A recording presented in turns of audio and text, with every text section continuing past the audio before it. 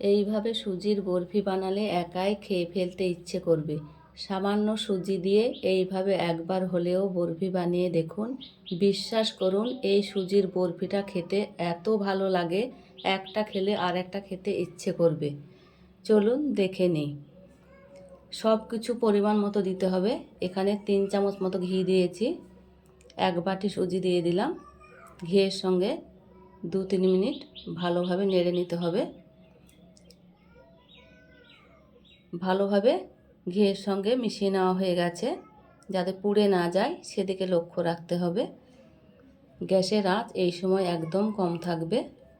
ভিডিওটি ভালো লেগে থাকলে বন্ধুদের সঙ্গে বেশি বেশি শেয়ার করে দেবেন। এদিকে গ্যাসে কড়াই চাপিয়ে দিলাম। ওই বাটির মাপের 1 বাটি চিনি, হাফ বাটি জল দিয়ে দিলাম। একটা চ্যাটচেটে শিরা তৈরি করে নেব। 1 তারের ফ্লেভারের জন্য 2টো এলাচ থেতো করে দিয়ে দিলাম। আবারও কিছুক্ষণ নেড়ে নিচ্ছি। আমার হালকা চ্যাটচেটে শিরা তৈরি হয়ে গেছে। এবার আমি নামিয়ে নেব। নামিয়ে নেওয়া হয়ে গেছে। এদিকে আবারও গ্যাসে ফ্রাই প্যান চাপিয়ে দিলাম। সুজির মধ্যে 1 প্যাকেট গুঁড়ো দুধ দিয়ে দিলাম। এটা দিলেও হবে, না দিলেও চলে, দিলে খেতে আরও ভালো লাগবে। ভালোভাবে সুজির সঙ্গে মিশিয়ে নিয়েছি। যে চিনির শিরাটা করে রেখেছিলাম ওপর দিয়ে দেব। ভালোভাবে মিক্স করে নিচ্ছি। এই সময় গ্যাসের আঁচ একদম কম থাকবে। এইভাবে নাড়তে হবে, অনবরত নেড়ে নিতে হবে। ফ্রাই প্যানে যখন গা ছেড়ে আসবে তখন একটা থালায় তেল বা ঘি ব্রাশ করে নিতে হবে। আমি ঘি ব্রাশ করে নিয়েছি। এবার ঢেলে দিলাম। খুব দ্রুতই জমে যাবে। ওপর দিয়ে কিশমিশ ছড়িয়ে দিলাম, যে কোনো বাদাম ছড়িয়ে দিতে পারেন।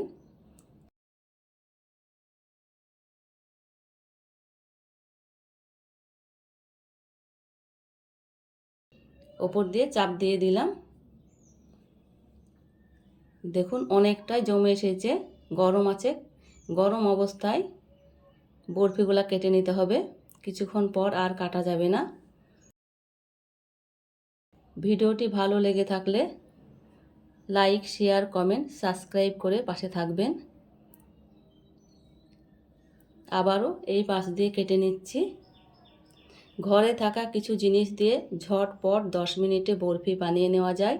এইভাবে সুজির বরফি কাউকে বানিয়ে খাওয়ালে আপনার প্রশংসা করতে বাধ্য হবে।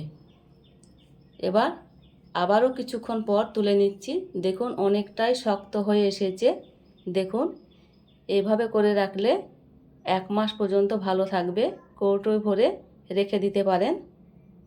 দেখুন দেখতে তো অসম্ভব সুন্দর হয়েছে, খেতেও দারুণ হয়েছে। আপনারা একবার এইভাবে বানিয়ে দেখুন। একটা ভেঙে দেখাচ্ছি। দেখুন কত সুন্দর হয়েছে।